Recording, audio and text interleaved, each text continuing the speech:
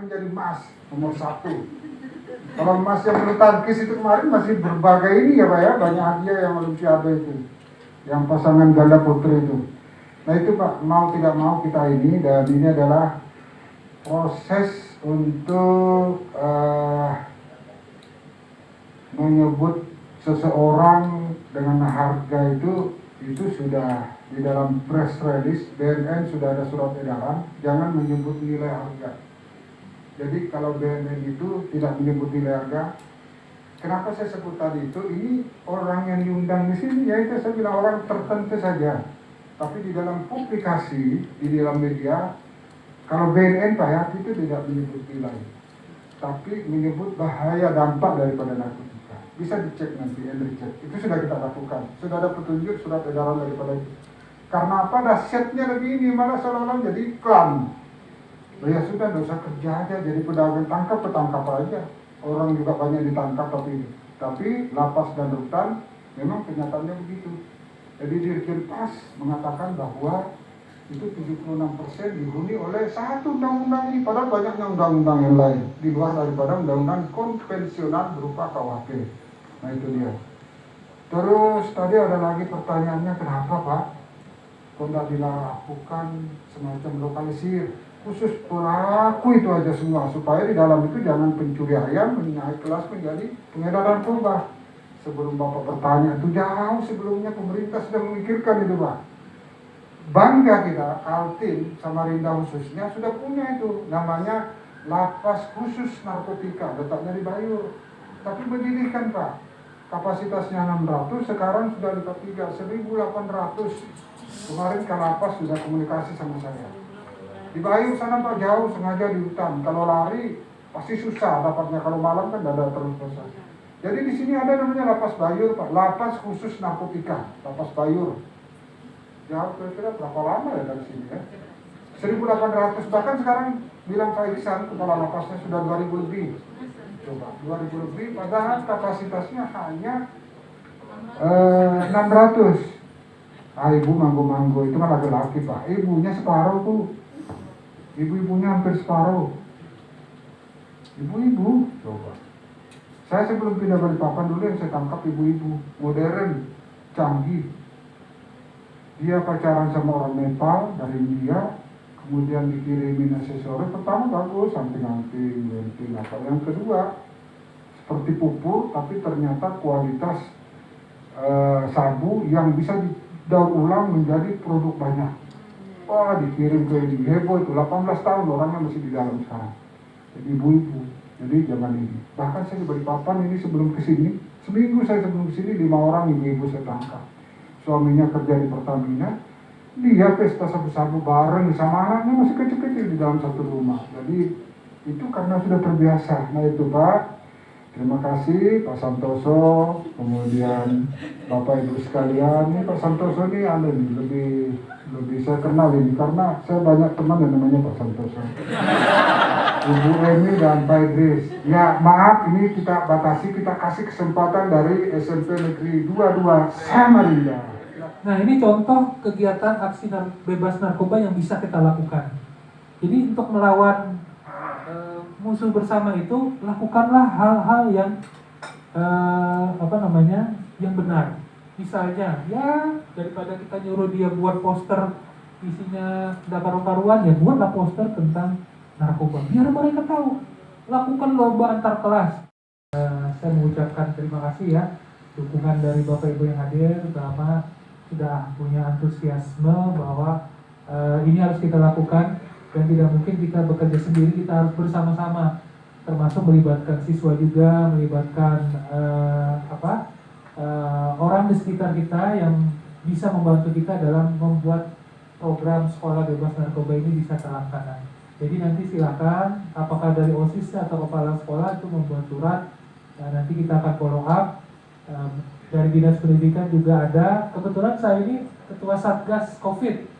Nah, yang belum ada di dinas nanti ya kita buat juga secepatnya Satgas narkoba gitu. Nah, biar kita serius gitu kan. Sudah didukung dengan tadi dukungan dari Bapak Kepala BNN, juga ada perdanya, ya kenapa kita tidak lakukan Mumpung itu perdanya juga masih baru ya, belum setahun ya. Terus yang kedua terkait dengan tes, saya rasa tes itu bisa dilakukan kapan saja kalau memang situasinya memungkinkan. Artinya ketika kita mau melakukan tes, ya ada batasan lah, tidak bisa mengumpulkan kali dulu kan banyak anak, mungkin diundang per kelas beberapa gitu kan. Tapi jangan kegiatan itu aja, mungkin ada semacam sosialisasi dari gurunya, kemudian di akhir sosialisasi itu kemudian ada diadakan tes. Jadi biar klop begitu.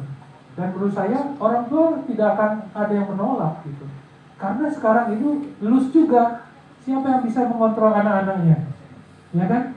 Tentu dukungan dari mereka itu yang kita harapkan. Makanya mungkin orang tua, ia perlu dari sekolah itu adakan Zoom sekali-sekali, perpaguyuban, disampaikan urgensi kita melakukan kegiatan seperti ini. Jadi jangan kita lose karena kita fokus pada COVID, kita melupakan juga hal yang lain. Karena kita tidak tahu, seperti saya sampaikan tadi, anak-anak itu kelihatan polos, tapi kita nggak tahu dia bergaul dengan siapa, dia berteman dengan siapa. Nah, itu tugas kita untuk menyelamatkan dia sebelum menjadi lebih parah di kedepannya dan sudah tidak bisa balik lagi. Itu yang berbahaya kan. Jadi menurut saya itu nanti bisa ditindaklanjuti untuk melakukan tes, asalkan prokesnya dijaga, kemudian juga ada pemberitahuan tentunya ya kepada masyarakat sekolah ya, minimal komite. Kalau anak-anak dikasih tahu kan pasti mungkin tidak datang, tapi komite minimal bisa tahu dulu sehingga kalau kita adakan itu mereka tidak ada semacam pertanyaan besar gitu ya kalau sudah disosialisasi. Mungkin itu yang mulai seruling, gamelan, kulintang, apa lagi? Apa itu? Itu merah merona. Segiri kita garap, ternyata larinya hanya sebelahnya di Merak, tapi segiri aman. Nah, sekarang sudah dibangun sama Pemkot. Ibu bapak, memang bicara narkotika itu tidak semudah yang kita bayangkan. Susahnya luar biasa, alhamdulillah susahnya. Dan ternyata memang tidak bisa kami garap sendiri. Harus ada dukungan dari Dignas, harus ada dukungan dan doa dari ibu bapak. Bahagia sekali. Tadi 3 penanya itu sudah dari MTS, itu sudah banyak sekali menanyakan yang berkaitan dengan narkoba yang Bapak sudah jelaskan. Mohon maaf Pak, mungkin saya sedikit yang menyimpang dari apa yang sudah Bapak jelaskan pagi hari ini tentang narkoba, karena Bapak adalah Kepala BNN Kota Samarinda yang baru 2 hari di Samarinda. Alhamdulillah sekali saya bisa langsung bertemu dengan Bapak untuk hari ini. Nama saya adalah Ibu Ratna dari SMP Negeri 22 Samarinda. Sekali lagi mohon maaf Pak ya, ini ada sedikit tapi ada berkaitan juga dengan BNN. Kalau BNN ini memang kerjasamanya sangat baik Pak dengan SMP 22, karena sebelum pandemi pun BNN itu sering ke SMP 22 memberi penyuluhan dan sebagainya, baik kepada anak-anak kami maupun anak-anak OSIS. Nah beberapa minggu yang lalu juga selama 10 kali pertemuan ini BNN juga ada memberikan beberapa materi Pak ya dengan anak-anak OSIS sekitar 10 siswa. Nah ini sedikit yang saya sampaikan tadi, kami kan akan mengadakan tahun depan gitu Pak, bulan Maret ini kan akan akreditasi sekolah.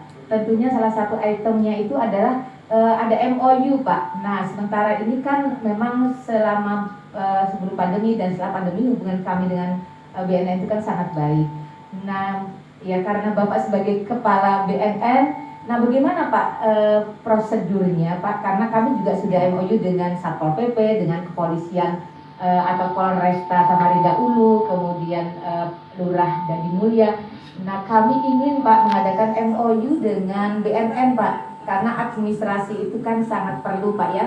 Nah bagaimana prosedurnya Pak agar kami bisa mengadakan MOU dengan BNN yang memang saat ini kerjasama kami sangat baik. Mungkin ini saja Pak. Mudah-mudahan kami bisa. Assalamualaikum warahmatullahi wabarakatuh. Pembina OSIS atau pembina OSIM MTS Negeri Samarinda. Pertama dari Bapak yang menyampaikan tadi yang awal, alhamdulillah kami sangat semakin terbuka membuka lagi tentang bahayanya narkoba dan narkotika ini ya. Nah, jadi kami ingin mengundang Bapak terkait teknisnya seperti apa untuk memberikan penyuluhan ya pada kalau memang ruang lingkupnya dari OSIS atau OSIM dulu kami minta seperti itu dari OSIM atau langsung ke siswa kami seperti itu. Tapi dari kami pembina mungkin ruang lingkupnya dari anggota OSIS supaya sejak ini sudah mengetahui seperti itu ya. Itu yang pertama. Yang kedua dari Bapak Doboy tadi, alhamdulillah. Jadi kami di sini sudah baru paham setelah beliau menjelaskan kenapa dikumpulkan seperti itu ya. Jadi dari kami OSIM menanti sekali yang akan Bapak tadi rencanakan seperti membuat satuan ya satgas itu ya dalam konteks memberantas ini. Terima kasih itu Bapak dari kami. Assalamualaikum warahmatullahi wabarakatuh. Sedikit Pak, dari Pak Isro tadi saya sedikit menambahkan mungkin dari ini tugas UKS. Waktu tatap muka langsung artinya pembelajaran normal yang kemarin-kemarin Pak, setiap tahun ajaran itu kami selalu mengambil sampel untuk tes narkoba ke anak-anak. Apakah pada masa pandemi ini kami dikasih kesempatan untuk itu?